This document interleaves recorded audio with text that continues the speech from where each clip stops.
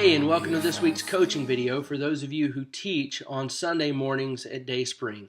If you teach a Sunday morning small group for adults or students, this video is designed to help get you ready for the lesson you're going to teach on Sunday morning, May the 25th. So grab your transcript. I'm going to walk you through it and maybe give you some things to think about as you prepare this week. Be reminded this is the last coaching video for a little while. In June, July, and August, you'll be teaching materials from different sources, so there won't be coaching videos to go along with it. This will be our last one, and this is the one that wraps up our series on the love revolution. So look at the transcript on page 1. You should see it dated May the 25th. Page 1 is your overview of what you're going to be teaching in this lesson. This isn't a page that you teach. It just tells you what the lesson's all about. And this lesson is going to be similar to something that you've taught before.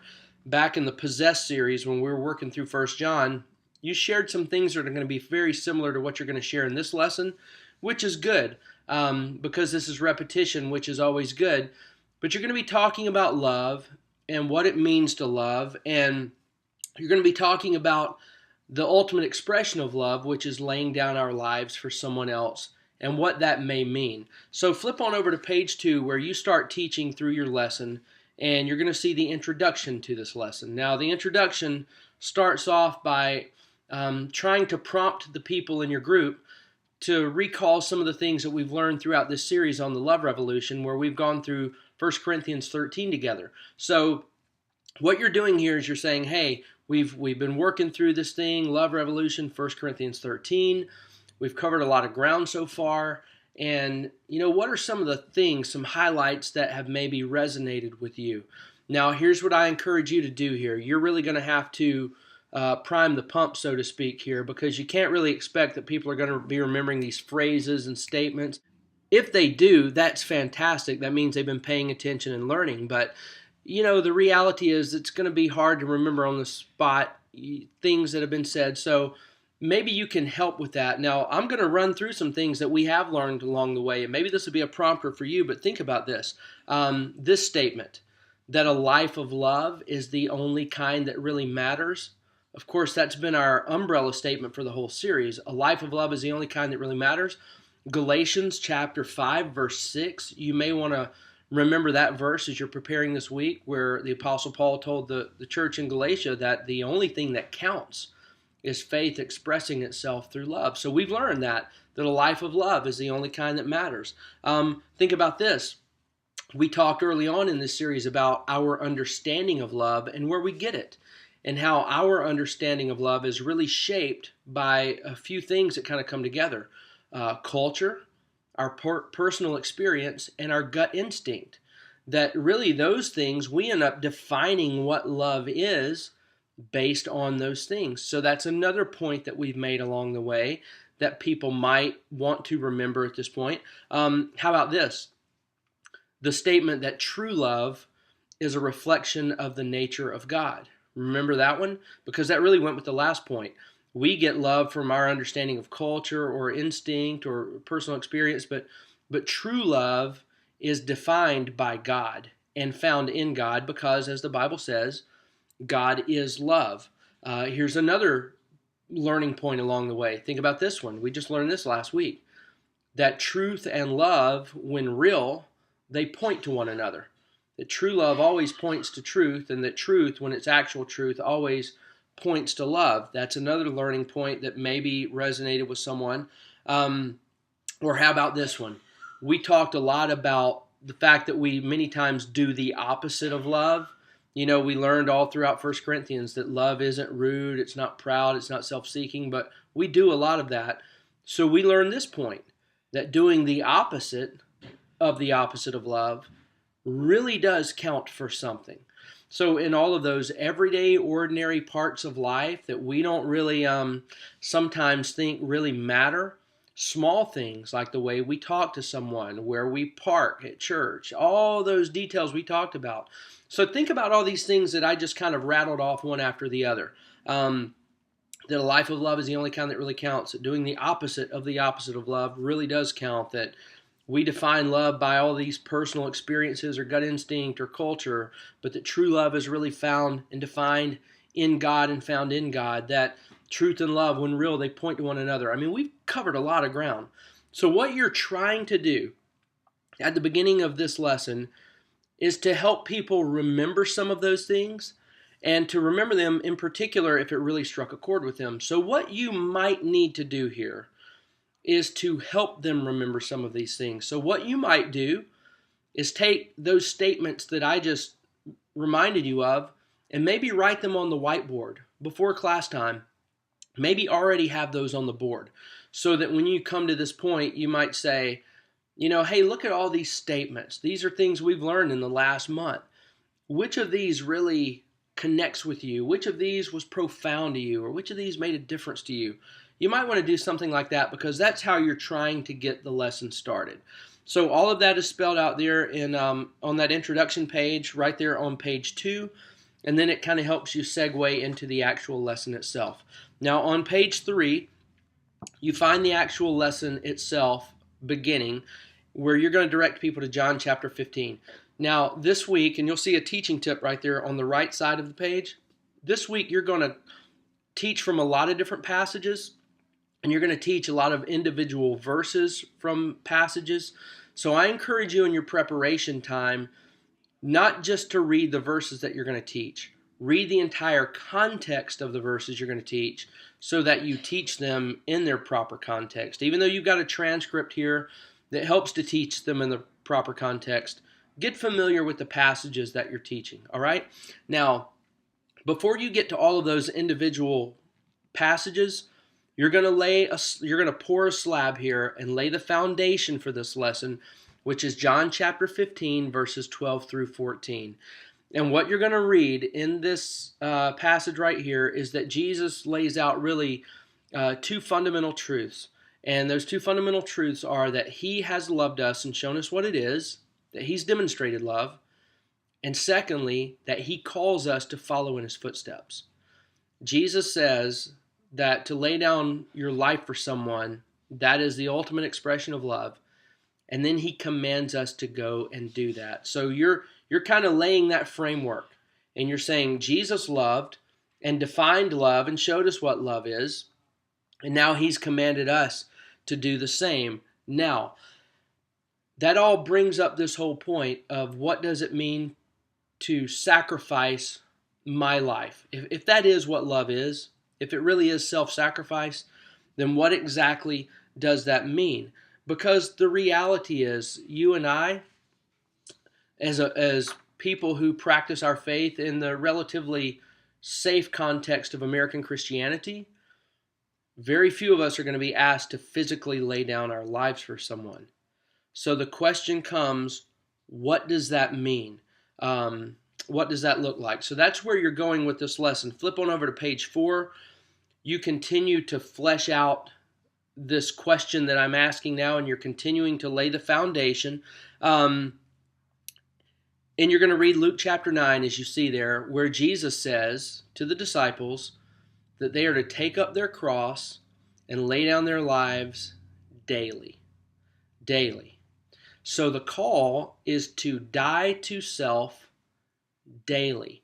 Now, look at the paragraph that's under the two questions that you are to ask. Look at the paragraph there. I'm going to read it to you.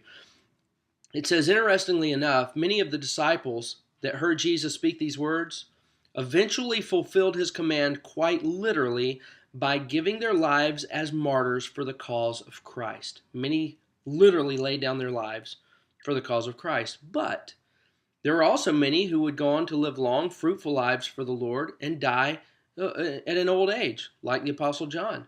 So does that mean that those who did that, they didn't follow him in love because they didn't die for their faith? I don't think so.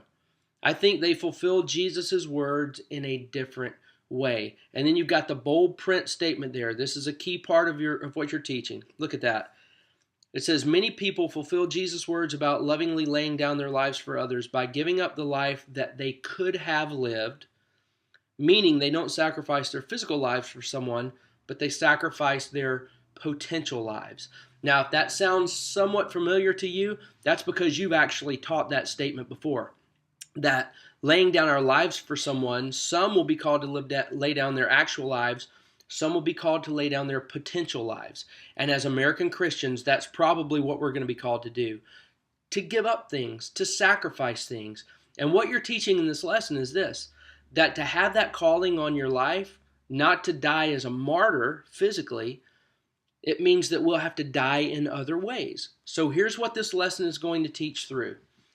4 different possibilities of how we might be called to lay down our potential lives. 4 different ways that we may be called to lay down our lives for the cause of Christ. So look at these 4 things. I'm not going to elaborate on the 4 all that much because the lesson is pretty self-explanatory, your transcript. But here's the first one. The first way that we might die to self, bottom of page 4, by sacrificing your possessions so that others will not lack. Sacrificing your possessions so that others will not lack. Now, your passage for this point is 2 Corinthians chapter 8, verses 1 through 9.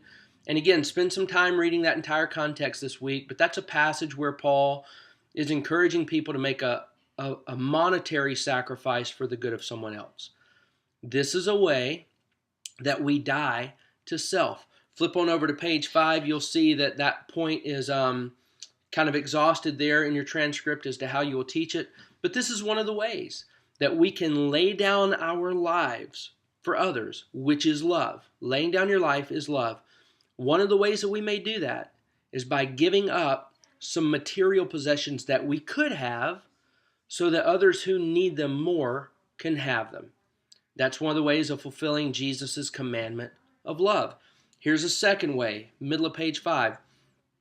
By sacrificing our liberties in order to liberate others.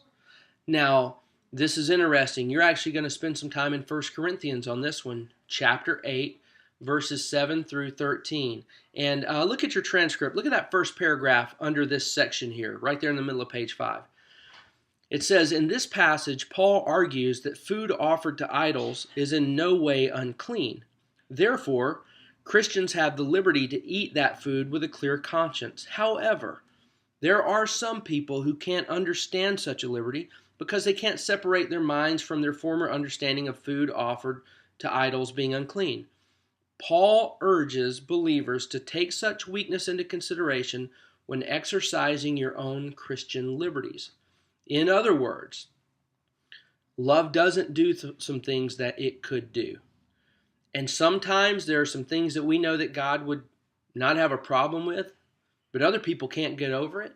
So we have to consider, will I do that anyway, or will I let love trump freedom?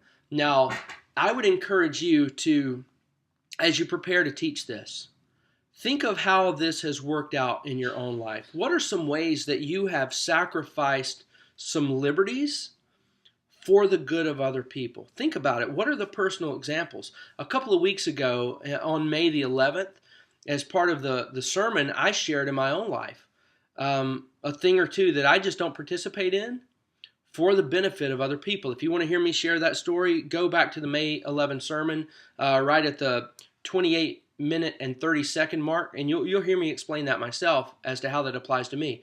But for you, how does it apply? What are some liberties that you have laid down for the benefit of other people, to liberate other people?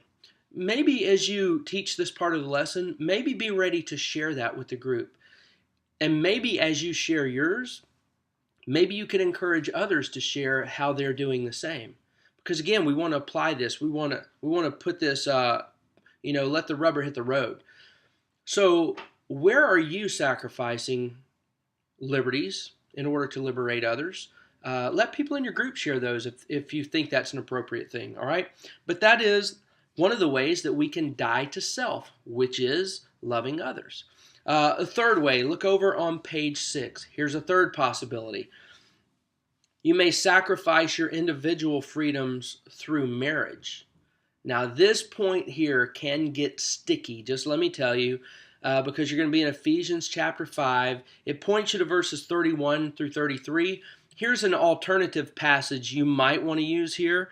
Instead of reading verses 31 through 33, maybe you'll read Ephesians chapter 5 and read verses 21, 22, and 25. those verses might serve you better than verses 31 through 33 in making this point, and here's why. Because in this section, you find the dreaded S word. Well, submit is what I'm talking about. That one. This is a passage that says, wives, submit to your husbands. Now, I know that is a sticky passage because I don't think we have a good understanding of that word.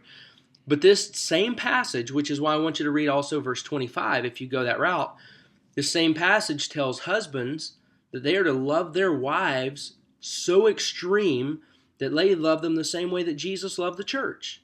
And we would ask the question, how much did Jesus love the church? He was willing to give his own life for the church. So don't miss the point of this whole point on page 6.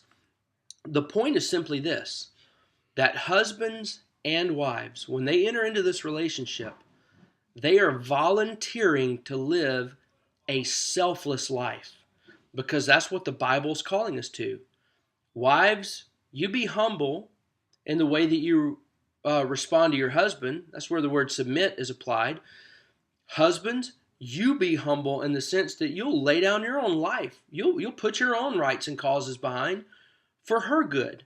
So the husband and the wife, when entering into this relationship, are taking a big step of humility. And look at the paragraph about 2/3 of the way down, right under the question that you ask. Look at this short paragraph there, right under that second question. It says, marriage, by God's definition, is a relationship where two people willingly enter into a union marked by humility. It's a voluntary relationship where both parties are saying, I will humbly lay myself aside for the other party. I will submit in this way. And the reason it says I will submit in this way, go back and look at verse 21. The Bible says, submit to each other. Well, how do we do that? Well, the wife in her posture to her husband, the husband in his posture to his wife.